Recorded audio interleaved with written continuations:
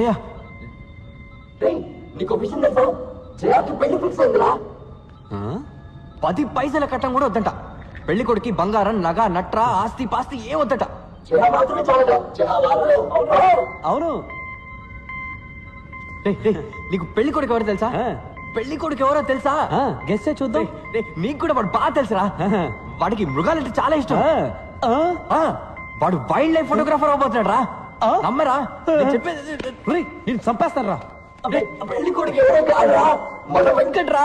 మన వెంకట్ ఫోటోగ్రాఫర్ అవసరమే లేదు. పెళ్లి ఫోటోలు కూడా ఆడ తీస్తాడు రా. వెంకట్ మీ అక్క చేయాలి పెళ్లి చేసుకోమన్నాడు రా. బావగారు free free free.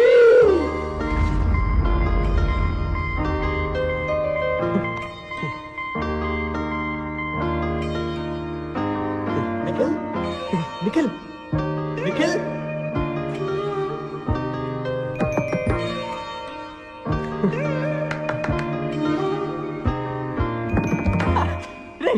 Super response రా.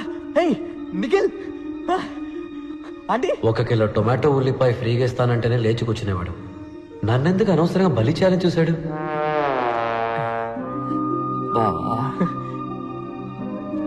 థ్యాంక్స్ రా వెంకట్. నీ త్యాగానికి తిరిగే లేదు. అంతా ఫిక్స్ అయిపోయింది. వచ్చే ముహూర్తానికి వెంకట్ మీ అక్కని పెళ్లి చేసుకుంటా చెప్పేశాడు. Okay done.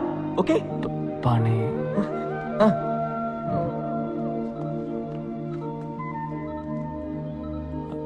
అబద్ధానికి అడ్డు ఆపు లేదారా?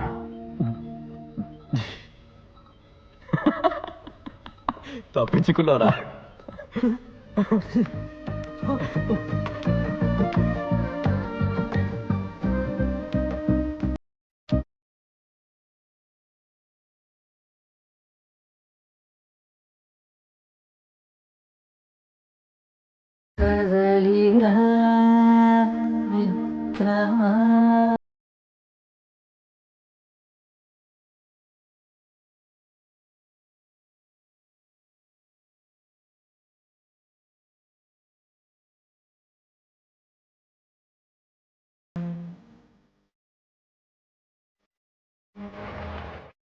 టాక్సీ కావాలన్నారా? వచ్చింది. నేనే పిలిపించాను రా. టాక్సీ ఎందుకు? నేను క్యాంపస్ ఇంటర్వ్యూకి వెళ్తున్నాను. నువ్వు నాతో వస్తున్నావా?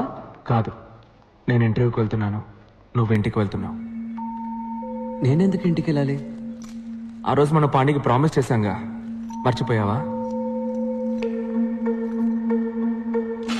నీ టైం నాకివ్వు. జోక్లు వద్దురా, నేను ఇంటర్వ్యూకి వెళ్ళాలి. ఇది చదివాక నువ్వు ఇంటర్వ్యూకి వెళ్ళవనుకుంటాను. ఏంటది? లెటర్. హంగేరీ నుంచి ఎవరో మాతే, బెన్స్ మాతే, ఫోటోగ్రాఫర్ అట.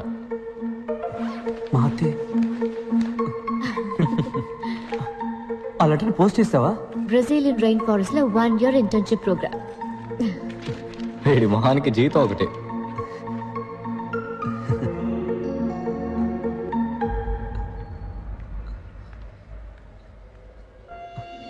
మా నాన్న ఒప్పుకోరు. వెళ్ళరా, ధైర్యంగా వెళ్ళి మీ నాన్నతో మాట్లాడు. ఆయనకు అర్థమయ్యేలా చెప్పు. ఈరోజు నువ్వు భయపడి చెప్పలేదో, చివరిదాకా నువ్వు కోరుకున్న జీవితం పొందలేకపోయామని తలుచుకొని బాధపడతావురా. అందరి లైఫ్లో ఒక టైంలో ఎటువైపు వెళ్ళాలో నిర్ణయించుకోవాల్సిన సమయం వస్తుంది వెంకట్. ఇటువైపు వెళ్తే క్యాంపస్ ఇంటర్వ్యూ, ఇంజనీర్ ఉద్యోగం, ఫ్యాక్టరీ లైఫ్. అటువైపు వెళ్తే అడవి, మృగాలు, ఫోటోగ్రఫీ. నీ జీవితాన్ని మార్చిపోయే ఆ నిమిషం ఇదేరా. డిసైడ్ చేసుకోరా.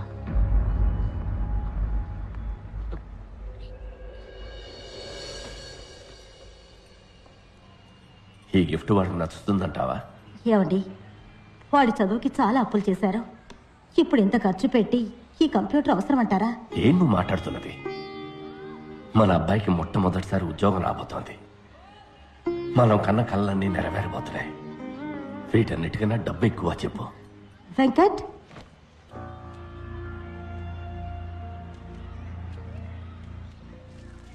రే, ఇవాళ నువ్వు ఇంటర్వ్యూకి వెళ్ళాలి కదా? నేను వెళ్ళలేదు. ఏ? నాకు ఇంజనీర్ అవ్వడం ఇష్టం లేదు.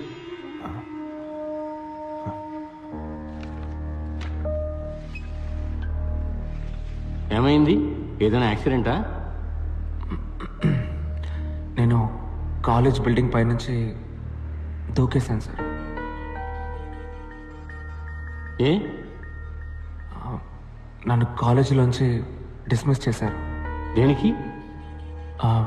నేను తాగేసి ప్రిన్సిపల్ ఇంటి గుమ్మలో పాస్ పోసాను సార్. ఆ పిచ్చి వెతవ పాణి నోటుకొచ్చింది చెప్పి నిన్ను బ్రెయిన్ వాష్ చేశాడు రా. నాకు ఇంజనీరింగ్ బుర్రకు ఎక్కటం లేదు నాన్న. పొరపాటునైనా కూడా పనికిరాని ఇంజనీర్ని అవుతాను. పాణిది సింపుల్ బిలీఫ్. నీకు నచ్చిన పని చెయ్యి, అప్పుడు పని పనిలా ఉండదు, సంతోషంగా ఉంటామంటాడు. రేయ్, అడవులకు వెళ్ళి ఏం సంపాదిస్తావురా? స్టైఫండ్ తక్కువే వస్తుంది, కానీ నేర్చుకోవడానికి ఎంతో ఉంటుంది నాన్న. రేయ్, ఒక 5 ఏళ్లలో నీతో చదువుకున్న వాళ్ళందరూ సొంత ఇల్లు కారు కొనుక్కుని సెటిల్ అయిపోతారా. తర్వాత నువ్వే ఫీల్ అవుతావు. నేను సంతోషపడతానన్నా, కానీ ఇంజనీర్ అయితే మాత్రం లైఫ్ లాంగ్ ఫీల్ అవుతాను. ఊళ్ళో అంతా నిన్ను చూసి నవ్వుతారా. నువ్వు పెద్ద ఇంజనీర్ అవుతావని అందరూ ఎంత గొప్పగా చెప్పుకుంటున్నారు. ఐఈసీలో చేరి చదువుకోవడానికి మీ అబ్బాయి పెట్టి పుట్టాడని కృష్ణమూర్తి అంకుల్ ఇప్పటికీ చెప్తాడు. వాళ్ళందరూ ఏమనుకుంటారా?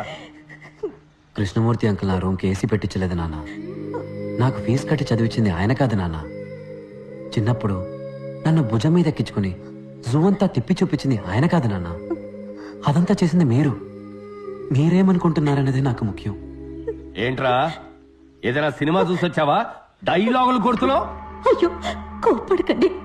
వాడు అసలే చాలా బాధలో ఉన్నాడు. తర్వాత అదికిలాగా ఏమన్నా చేసుకుంటాడేమో. నేనేం మాట్లాడకూడదు కదూ.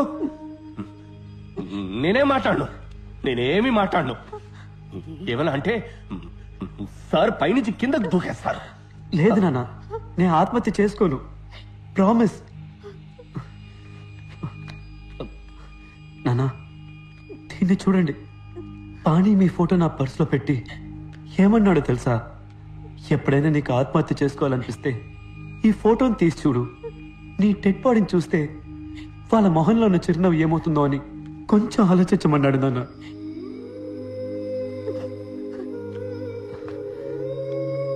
నాన్న, నేను మీతో మనసు విప్పి మాట్లాడడానికి వచ్చాను. ఆత్మహత్య చేసుకుంటానని భయపడడానికి కాదు.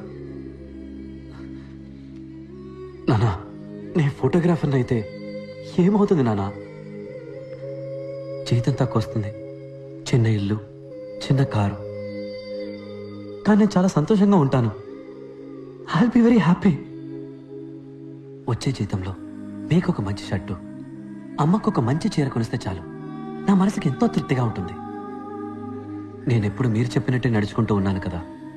ఈ ఒక్కసారికి నా మనసు చెప్పినట్టు నడుచుకొని నాన్న. ప్లీజ్ నాన్న, ప్లీజ్.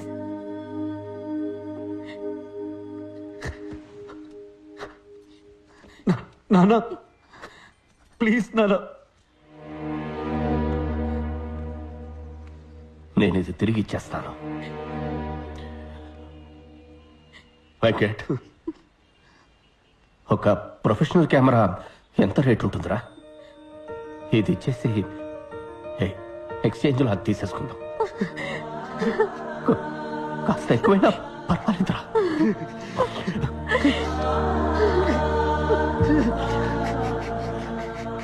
వెంకట్, నీకు నచ్చిన పని చేయరా.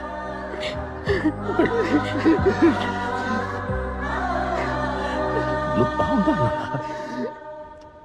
అన్ని సెమిస్టర్స్లోనూ నీకు మార్కులు తక్కువగా వచ్చాయి. ఏ? భయం సార్. నేను చిన్నప్పుడు స్కూల్లో చదువుకునేటప్పుడు నాకు మార్క్స్ బాగానే వచ్చేవి సార్. మన కుటుంబ కష్టాలన్నీ మన అబ్బాయి తీరుస్తాడని మా అమ్మ నాన్న అనేవారు. అప్పుడు స్టార్ట్ అయింది సార్ ఈ భయం. నేను 5వ క్లాస్ వరకు కాన్వెంట్లోనే చదువుకున్నాను సార్. ప్రతి నెల ఫీజు కట్టలేకపోతున్నామని గవర్నమెంట్ స్కూల్లో తెలుగు మీడియంలో జాయిన్ చేశారు. ఇక్కడికి వచ్చి చూస్తే అంతా ఇంగ్లీష్లోనే ఉంది. దిక్కు తోచలేదు. నా భయం కూడా చాలా ఎక్కువైంది సార్. ఇక్కడ పెద్ద రేసే జరుగుతోంది. ఫస్ట్ రాలేదంటే ఇక్కడ ఎవరికి మర్యాద ఉండదు. నా భయం శాశ్వతమైంది. భయం చదువుకు పెద్ద ఆటంకం సార్. దేవుళ్ళందరికీ పూజలు చేశాను, అన్ని గుళ్ళ తాళ్ళు కట్టుకున్నాను. దేవుణ్ణి అదివ్వు ఇదివ్వు అని బతిమాలి బిచ్చం ఎత్తుకున్నాను. మొక్కులు కేటాయించిన టైంలో చదువుకోనుంటే మంచి మార్క్స్ వచ్చుండేవి. 16 ఎముకలు విరిగాయి, 2 months రెస్ట్. బాగా ఆలోచించాను. అప్పుడు అర్థమైంది సార్ నాకు, ఈరోజు దేవుడి దగ్గర ఎలాగైనా నాకు ఈ జాబ్ ఇప్పించమని నేను అడగలేదు. నాకు ఈ లైఫ్ ఇచ్చినందుకు థ్యాంక్స్ అని చెప్పొచ్చాను. సార్, మీరు నన్ను రిజెక్ట్ చేసినా కూడా నేనేం బాధపడను సార్. ఎక్కడో నా తెలివికి శక్తికి తగ్గ ఉద్యోగం చేసి ఎలాగైనా నేను పైకి వస్తానని నాకు నమ్మకం వచ్చింది సార్. ఇంత ఫ్రాంక్గా బిహేవ్ చేసేవాళ్ళు మా కంపెనీకి పనికిరారు.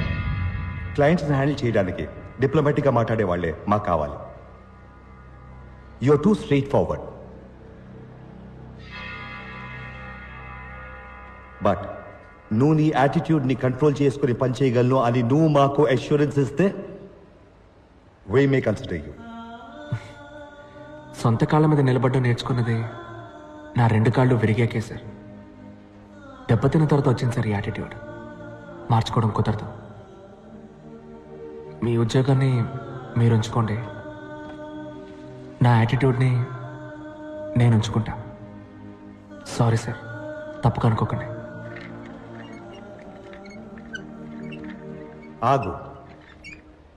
25 సంవత్సరాలుగా నేను ఎంతో మందిని ఇంటర్వ్యూ చేశాను. అందరూ జాబ్ పొందడం కోసం మేము ఏమి చెప్పినా సరే సరే అంతలా ఆడిచ్చిన వాళ్లే. నువ్వు ఎక్కడి నుంచి వచ్చావయ్యా?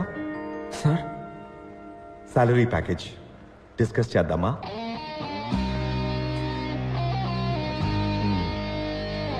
Thank you sir. Thank you sir.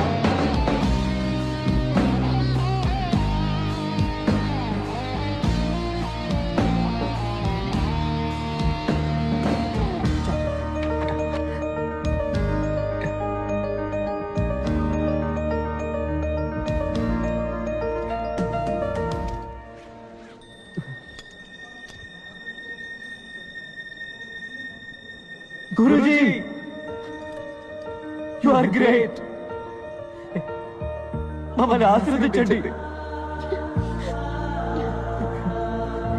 ఏయ్, ఏయ్,